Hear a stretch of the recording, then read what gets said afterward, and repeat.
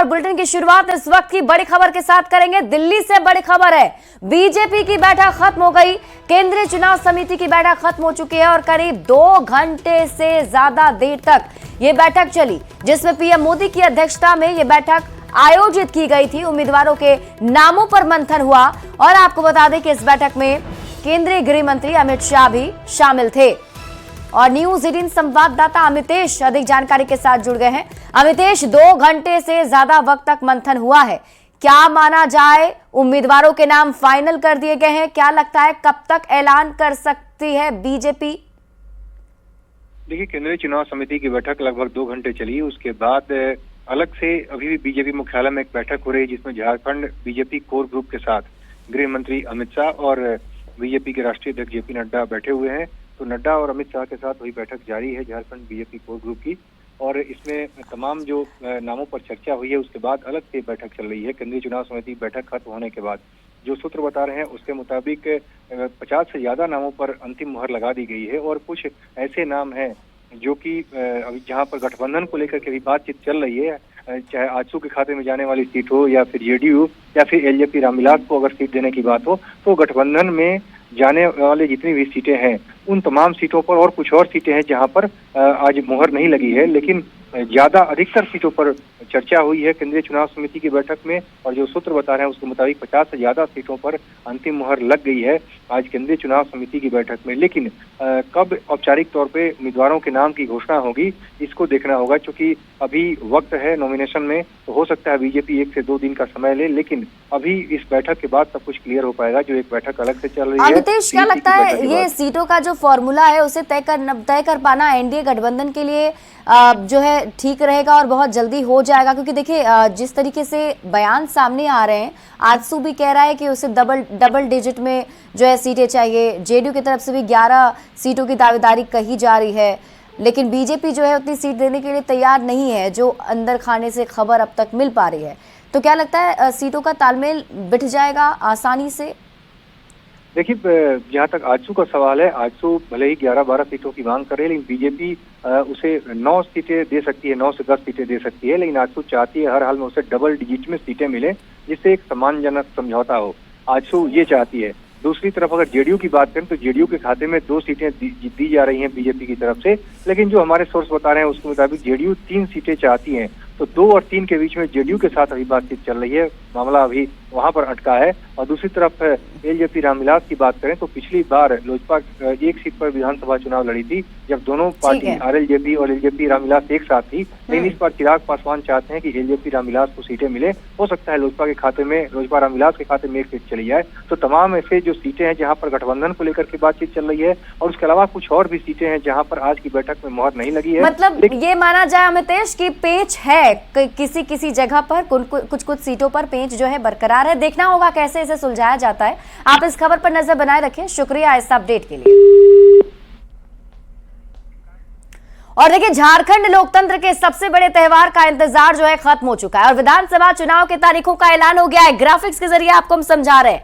2 चरण में इस बार चुनाव कराए जाने हैं। पहली तारीख है 13 नवंबर की, जिसमें पहले चरण की वोटिंग होगी। दूसरी तारीख है 20 नवंबर की, जिसमें दूसरे चरण की वोटिंग होगी। और ये 23 नवंबर वो तारीख जब जनता का आदेश सबके सामने होगा कि जनता आखिर इस बार क्या चाहती है, किसकी सरकार बनाने वाली है। अब हम आपको एक एक करके बताते हैं कि कौन कौन सी सीट पर पहले फेज में वोटिंग होगी।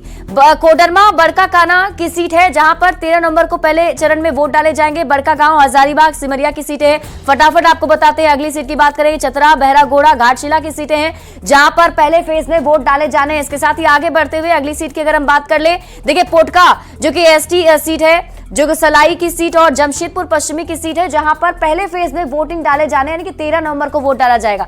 जमशेदपुर पूर्वी भी इसी में आता है। ईचागढ़ और सरायकेला की जो सीटें हैं, यहां भी पहले फेज में ही वोट डाले जाएंगे। इसके साथ ही चाईबासा, मझगांव, जगन्नाथपुर, ये 3 सीटें, यहां पर भी 13 नवंबर को ही पहले चरण में वोट डाले जाने। आप सबको याद रखना ये तारीख।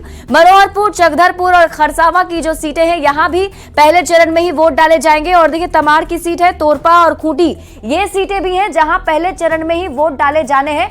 बताया जा रहा है 43 सीटें हैं जिसे पहले चरण पर वोट जो है वो डाला जाना है। रांची, राजधानी रांची और हटिया, कांके और बांडर, ये सीटें हैं। साथ ही साथ सिसई की सीट ले लीजिए, गुमला और बिशनपुर की सीटें ले लीजिए। इन सीटों पर भी पहले चरण में ही वोट डाले जाएंगे। चूंकि 2 चरण में ही वोट इस बार डाले जाने हैं, तो ऐसे में 43 सीट जो है पहले चरण पर, और सिमडेगा, कोलेबिरा, लोहरदगा की सीटें हैं जहां पहले चरण में वोट डाले जाएंगे। मनिका, लातेहार और पांकी के जो लोग हैं उन्हें भी तैयारी कर लेनी है। 13 नवंबर को पहले चरण में वोट डालना है। डाल्टनगंज, विश्रामपुर, छतरपुर, यहाँ के लोग भी तैयार हो जाइए। 13 नवंबर की तारीख आप याद कर लीजिए। और अब बात करेंगे दूसरे फेज में। दूसरे फेज में कौन सी सीटों पर वोट डाले जाएंगे? 20 नवंबर तारीख है। 38 सीटें हैं। देखिए, राजमहल, बोरियो, बरहेट ये सीट है जहां सेकंड फेज में वोट डाले जाएंगे। लिट्टीपाड़ा, पाकुड़ और महेशपुर की सीटें हैं जहां दूसरे फेज में वोट पड़ने वाले हैं। आगे बढ़ेंगे, शिकारीपाड़ा, नाला और जामताड़ा की सीटें हैं, यहां भी दूसरे चरण में वोट डाला जाएगा। आगे बढ़ते हुए देखिए कौन सी सीट आ रही है। दुमका, जामा और जरमुंडी की सीट है, यहां पर भी सेकेंड फेज में ही वोट डाले जाने। 20 नवंबर को यहां पर वोटिंग होगी। मधुपुर, सारठ, देवघर और पोड़ैयाहाट की सीट, यहां भी दूसरे चरण में वोट डाले जाएंगे। गोड्डा, महगामा, रामगढ़ की सीट है, मांडू है, धनवार है। यहां के लोगों को भी 20 नवंबर की तारीख याद रखनी है। सेकेंड फेज में वोट डालने के लिए जाना है। बगोदर, जमुआ, गांडे और गिरिडीह सीट जो है इसमें भी सेकेंड फेज में ही वोट डाले जाएंगे। डुमरी, गोमिया, बोरमो, बोकारो की सीटें हैं जहां सेकेंड फेज में वोट डाले जाने हैं। चंदन कियारी की सीट ले लीजिए, सिंदरी और निरसा की सीटें, ये वो सीटें हैं जिसमें सेकेंड फेज में वोटिंग होने वाली है। आगे बात करते हैं, धनबाद की सीट है, झरिया, टुंडी, यहां के लोगों को भी सेकेंड फेज में वोट करना है 20 नवंबर को। और झारखंड में विधानसभा चुनाव का ऐलान होने के साथ ही चुनाव आदर्श आचार संहिता भी लग गई है, तो ऐसे में अब आचार संहिता के उल्लंघन पर कड़ी कार्रवाई भी की जाएगी। हालांकि चुनाव के बाद राज्य निर्वाचन अधिकारी ने कहा है कि वर्तमान में जो योजनाएं चल रही हैं उस पर कोई आपत्ति नहीं है, लेकिन जिन योजनाओं की सिर्फ घोषणा हुई है और उसे अभी लागू नहीं किया जा सकेगा। सब योजनाएं चल रही है पॉलिटिकल पार्टी द्वारा, इसका कितना प्रभाव रहेगा? ये देखिए, मॉडल कोड ऑफ कंडक्ट के अंदर में क्या योजना चलेगी नहीं चलेगी करके निर्धारित है। ऑलरेडी सभी पॉलिटिकल पार्टी का भी, सभी सरकार का सभी विभाग का सूचित ऑलरेडी, इसलिए उसी के अनुसार पालन करते हुए अपने काम करेंगे। दिन छोटा रहने के कारण हम लोग का वो टेम्पररी इलेक्ट्रिसिटी व्यवस्था भी हम लोग कर लेंगे, परमानेंट इलेक्ट्रिसिटी व्यवस्था भी रहेगी। साथ में सुरक्षा के दृष्टिकोण से भी हम लोग कम सनलाइट कहाँ रहती है उसका क्या करना, वो भी हम लोग ऑलरेडी फैक्टरिंग किया हुआ है। एक बढ़िया से चुनाव कराने के लिए हम लोग व्यवस्था कर दें। तो चुनाव की तारीखों का ऐलान हो चुका है, तो अब दावेदारी भी सामने आ रही है। रांची सीट पर इस बार मुकाबला दिलचस्प होता नजर आ रहा है। जेएमएम की राज्यसभा सांसद महुआ माझी ने रांची सीट को लेकर अपने इरादे साफ कर दिए हैं। उन्होंने कहा है कि रांची सीट पर विधानसभा चुनाव लड़ने को लेकर उनकी तैयारी पूरी है, जिस पर रांची से मौजूदा बीजेपी विधायक सीपी सिंह ने कहा कि मुकाबले में सामने कोई भी हो उससे कोई फर्क नहीं पड़ता है। देखिए, पार्टी अगर कहेगी तो निश्चित रूप से लड़ूंगी, क्योंकि पिछली बार बहुत मामूली अंतर से मैं सेकंड पोजीशन में थी, लेकिन इस बार शायद मैं निकल जाऊं और अच्छे मार्जिन से, क्योंकि जनता का भी यही डिमांड है। मैं रेगुलर उनके लिए काम करती रहती हूं और उनका बिल्कुल तैयारी है। हम लोग साल भर पढ़ने वाले स्टूडेंट हैं, एग्जाम में विशेष तैयारी की जरूरत नहीं है। मेरे खिलाफ कोई भी चुनाव लड़ता है तो लोकतंत्र में अधिकार तो सबको है लड़ने का ना। अब वो मानती होंगी तो भाई ये तो जनता तय करेगी ना, इसे कौन क्या बोलता है मैं उसके पीछे नहीं भागता हूँ। तैयारी पूरी है। मेरा लक्ष्य है, मैं उस लक्ष्य पर विश्वास करता हूँ। और अब देखिए, अपनी अपनी जीत के दावे भी किए जाने लगे हैं। जेएमएम सांसद महुआ माझी और स्वास्थ्य मंत्री बन्ना गुप्ता ने कहा है कि झारखंड के चुनाव में जनता हेमंत सरकार के साथ है, क्योंकि बीजेपी सिर्फ वादे करती है। महुआ माझी ने कहा कि हेमंत सरकार में आधी आबादी काफी सशक्त हुई है। 2019 का चुनाव देखेंगे तो महिला वोटर्स की संख्या ज्यादा थी पुरुषों की तुलना में, और हमेशा ही यहाँ की महिलाएं राजनीतिक रूप से ज्यादा जागरूक हैं। वो राजनीति में काम भी करती है, और माननीय हेमंत जी ने कल कहा भी कि इस बार हम लोग महिलाओं को भी बूथ पे बैठाएंगे, उनको अलग से बूथ पे बैठाएंगे हम लोग, ताकि चूंकि वो पॉलिटिकली बहुत अवेयर होती हैं और अच्छा काम करती हैं, और महिलाएं इस बार वोट भी देंगी। इस सरकार ने जनता की आशा आकांक्षा पर खरा उतरने का काम किया है, इसलिए कहीं पर भी हम लोगों को कोई इब्बट नहीं है या मन में कोई संशय और शंका नहीं है, बल्कि हमारे विपक्षी मित्रों ने जिस तरीके से सरकार को अपदस्थ करना, अपमानित करना, प्रताड़ित करना, चोर दरवाजे से इस सत्ता को दखल करने का, बार बार कब्जा करने का प्रयास करना, इसको यहाँ की जनता ने बड़े खुले आंखों से देखा है। तो झारखंड में चुनाव के ऐलान के बाद बीजेपी नेताओं ने कहा कि हेमंत सरकार की उल्टी गिनती अब शुरू हो चुकी है। तो कांग्रेस का दावा है कि वो पिछले 5 साल की सरकार की उपलब्धियों को लेकर जनता के बीच जाएगी। नकारात्मक राजनीति के बल पर सरकार पुनः कैसे बने, इसका हथकंडा वर्तमान सरकार अपना रही है, जिसका अब समय आ गया है चुनाव घोषणा के बाद कि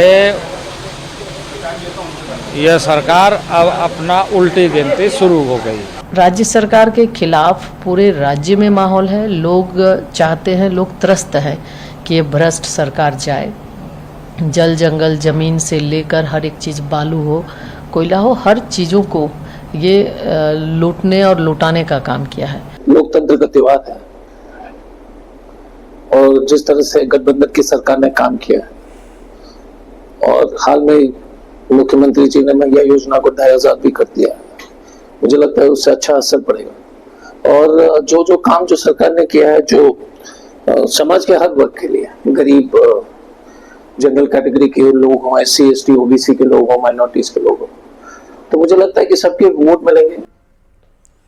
तो झारखंड में विधानसभा चुनाव की तारीखों के ऐलान पर आरजेडी भी एक्टिव हो गई है और प्रदेश उपाध्यक्ष अनीता यादव ने कहा है कि अब चुनाव की घोषणा हो चुकी है, तो अब हम जनता के बीच जाएंगे और जनता को अपने कामों के बारे में बताएंगे।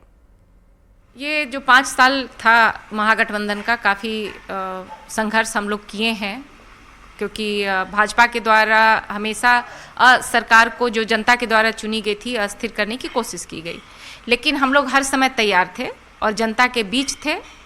तो अभी भी हम लोग तैयार हैं। जब भी चुनाव की घोषणा, जैसे हो गई है चुनाव की घोषणा, तो अब हम तैयार हैं, जनता के बीच जाएंगे और जो बातें हैं वो जनता को बतलाएंगे।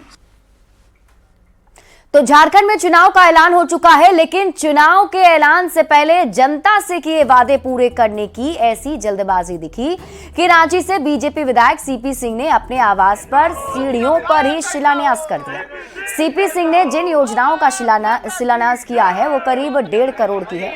हालांकि आचार संहिता को लेकर जल्दबाजी के सवाल पर सीपी सिंह ने कहा कि वे रोज योजनाओं का शिलान्यास और उद्घाटन कर रहे हैं। उससे क्या, हम तो शिलान्यास कर दिए ना, अब शिलान्यास हो गया, अब काम होना बाकी। चुनाव आयोग का दबाव था क्या? नहीं, कोई चुनाव आयोग का दबाव नहीं था, चुनाव आयोग से कोई संपर्क में नहीं है। भाई चुनाव आयोग से क्या दबाव था? हम नहीं जानते हैं कि कब चुनाव लगना है। जब मैं कह रहा हूँ कि मैं कल भी किया हूँ, परसों भी किया हूँ, कोई दिन ऐसा नहीं है जिस दिन मैंने शिलान्यास नहीं किया है, उद्घाटन मैंने नहीं किया। झारखंड में विधानसभा चुनाव के ऐलान के साथ ही रामगढ़ से कांग्रेस की पूर्व विधायक ममता देवी को बड़ी राहत मिली है।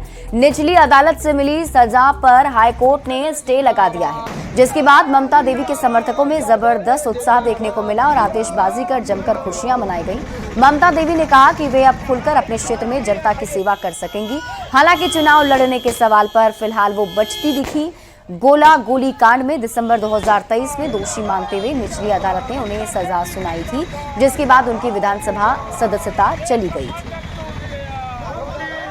कहीं न कहीं उच्च न्यायालय ने उस सजा पे रोक लगाया है और धन्यवाद मैं तमाम जनता को भी देना चाहूँगी और माता रानी को भी, जिनके आशीर्वाद से ये सारा चीज़ संभव हो पाया है। अब मैं क्षेत्र में खुले तौर पे, क्योंकि कहीं ना कहीं क्षेत्र पे भी थी तो एक मानसिक तनाव बना रहता था केस को लेकर के, लेकिन अब खुले तौर पे और फ्री माइंड से मैं क्षेत्र पे अपने लोगों के लिए काम कर पाऊंगी। उम्मीद भी था कि जिस तरह से षड्यंत्र करके उनको जेल भेजा गया था, उनकी सहायता ली गई थी।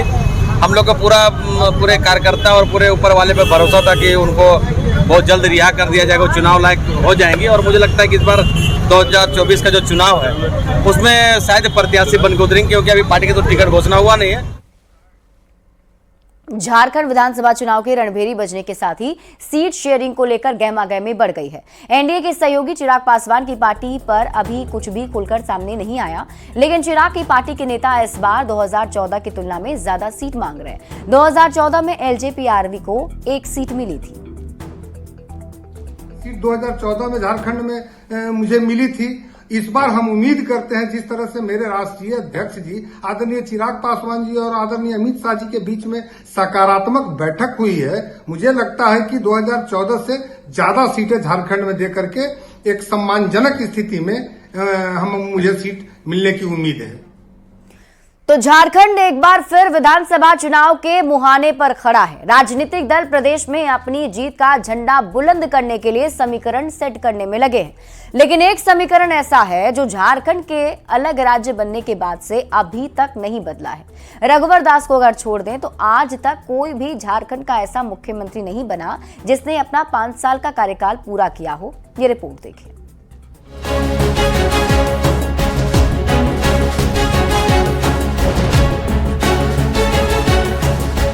15 नवंबर 2000 झारखंड के अलग राज्य बनने के बाद से यहाँ की सियासत में उथल पुथल रही है। एक को छोड़ दे तो किसी भी मुख्यमंत्री ने अपने 5 साल का कार्यकाल पूरा नहीं किया है। सिर्फ रघुवर दास ने 28 दिसंबर 2014 से 29 दिसंबर 2019 तक मुख्यमंत्री रहकर अपना कार्यकाल पूरा कर लिया। रघुवर दास के अलावा यहाँ जितने भी मुख्यमंत्री रहे उन्हें बीच में ही मुख्यमंत्री पद से इस्तीफा देना पड़ा या फिर परिस्थितियां ऐसी बन गई कि उन्हें सीएम पद छोड़ना पड़ा। इस वक्त झारखंड में जेएमएम की सरकार है। 2019 में सरकार बनने के बाद जेएमएम भले ही 5 साल तक राज्य की सत्ता में रही, लेकिन हेमंत सोरेन भी लगातार 5 साल तक अपना कार्यकाल पूरा नहीं कर पाए।